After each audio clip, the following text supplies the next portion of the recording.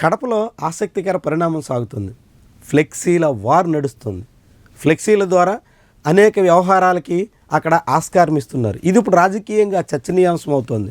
ఒకవైపు జనసేన, మరొకవైపు వైఎస్ఆర్సీపీకి చెందినటువంటి శ్రేణులు వాళ్ళకి అనుకూలంగా పెడుతున్నటువంటి ఫ్లెక్సీలు మాత్రం ఇప్పుడు పెద్ద చర్చకు ఆస్కారం ఇస్తున్నాయి. కడపలో జనసేనకు అనుకూలంగా 21 సీట్లు సరిపోవు, మనం మరింత బలం పెంచుకునేలాగా దృష్టి పెట్టాలి, మన బలం పెంచుకోవాల్సి ఉంది అన్నట్టుగా జనసేన సంబంధించినటువంటి ఫ్లెక్సీ ఒకటి హల్చల్ చేస్తోంది. సరిగ్గా అదే సమయంలో వైఎస్ జగన్ కానీ వైఎస్ఆర్సీపీని కానీ ఎవరూ భయపెట్టలేరు అనేటువంటి మరొక ఫ్లెక్సీ కూడా ఇప్పుడు తెర మీదకు వచ్చింది.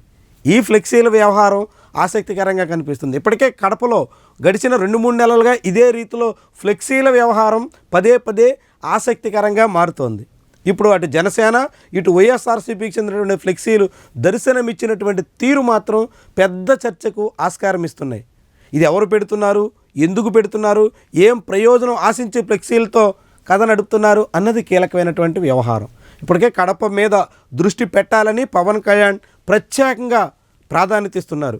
పలుమార్లు కడప జిల్లాలో పర్యటించారు. కడప జిల్లా కేంద్రంతో పాటుగా రైల్వే కోడూరు, అదేవిధంగా రాయచోటి, ఇలా అనేక అసెంబ్లీ నియోజకవర్గాల పరిధిలో వివిధ సందర్భాల్లో పవన్ కళ్యాణ్ ప్రత్యక్షమయ్యారు.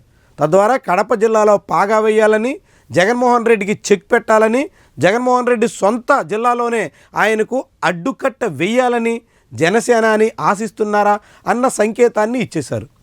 అదే సమయంలో జగన్మోహన్ రెడ్డి మాత్రం తగ్గేదే లే అన్నట్టుగా వ్యవహరించాలని తన శ్రేణుల్ని ప్రోత్సహిస్తున్నట్టుగా కనిపిస్తోంది. దానికి తగ్గట్టుగానే కడప నగరంలో టీడీపీ ఎమ్మెల్యే మాధవికి, అక్కడ ఉన్నటువంటి మేయర్ సురేష్ బాబుకి మధ్య సాగుతున్నటువంటి వైరం ప్రస్ఫుటంగా కనిపిస్తోంది. కడపలో డి అంటే డి అన్నట్టుగా ఇరు పార్టీలు తలపడుతున్నాయి.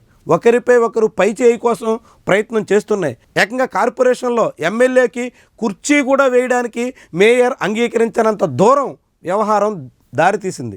ఇలాంటి తరుణంలో ఒకవైపు తెలుగుదేశం, వైఎస్ఆర్సీపీ మధ్య వైరు ముదురుతుండగానే రెండో వైపు జనసేన కూడా పాగా వేయాలని ప్రయత్నం చేస్తుండటంతోనే ఈ ఫ్లెక్సీల వైరం తెర మీదకు వచ్చిందా అన్న అభిప్రాయం కనిపిస్తుంది.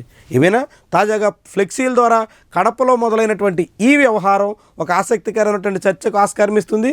ఇది ఏ దిశలో మళ్ళుతుంది, ఎలాంటి పరిణామాలు కోతమిస్తుంది, ఎవరి లక్ష్యం నెరవేరుతుంది చూద్దాం. మరి వీడియో నచ్చితే లైక్ చేయండి, కామెంట్ రాయండి, షేర్ చేసి సబ్స్క్రైబ్ కూడా చేయండి. Thank you for watching.